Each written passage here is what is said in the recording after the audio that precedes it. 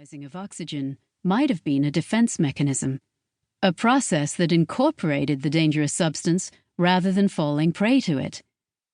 Perhaps your ancient ancestors took wolf cubs from their mothers with a similar goal. And what a world of opportunity opened up. Oxygen is a shortcut to a higher energy lifestyle, a ticket to getting out of the bacterial ghetto to live the high life. Our cast of characters becomes more complex as a result. Life gets a new paint job, alloys, and go-faster stripes. Now there is something more powerful under the hood. Next, single cells find advantage in numbers.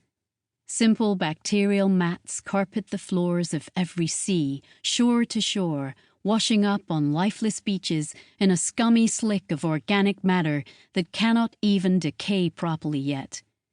Then cells cling to each other, sharing the work, so enough of them might even resemble some larger coherent being.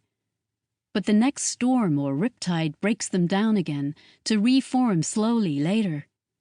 Some developing cells cling to those bacterial mats and rocks and sieve the water for organic detritus. Some drift in the current. Cells evolve that can only survive in the company of their fellows, doing some small specialist role, like an office worker who only deals with Form G. But because the rest of the alphabet is also monitored, the paycheck still comes through every month. Multicellular life evolves exponentially, now that it has hard oxygenated liquor to fuel it. Everywhere a garden of life arises, the very first Eden. But it doesn't support life like ours, or even our ancestors. This is life of another caste entirely, a world of quilt-bodied things that lie supine upon the sea floor or inch slowly across the bacterial mats without limbs or muscles, feeding upon them without mouths. They are a global community of organisms alien to us, and they live without tooth or claw, without eyes, without organs. Our world was like this once. Go back 600 million years, and you wouldn't know the difference. But this is not our world. In this world, something awoke. Part 1. Down the Rabbit Hole. Chapter 1. Her name was Lee, short for Lisa Pryor, which technically was short for Lisa Chandra Pryor. But when her grandparents came to England from Pakistan, the immigration authorities had been having a rough day, and so Pryor was what went on the paperwork. Her parents still called her Lisa, but Mal called her Lee, and that was the important thing.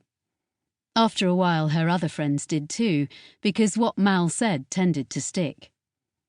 Mal was short for Elsinore Mallory, because her parents came from a particular social stratum where that was perfectly acceptable. However, she never forgave them for it. They were 19.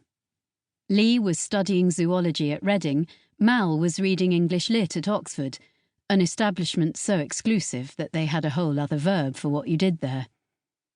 They'd only been friends in school because Lee's parents had pushed hard to get her somewhere good, and Mal's parents had lost their starched white shirts on some dodgy stock market deal, so couldn't afford to send her to an expensive private establishment.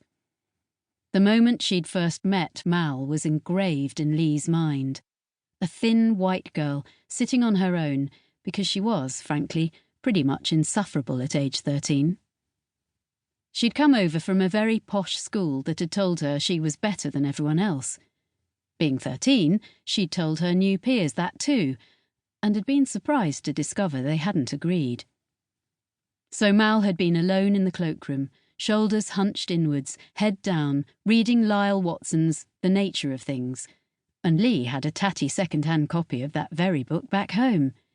She had never run into anyone else who'd read it. It was bonkers too, pure Fortiana about the secret life of the inanimate world. Here, for the first time ever, was someone else who was interested in that stuff. Mal had looked up defensively, anticipating more mockery from the chubby Pakistani girl who was staring wide-eyed at her.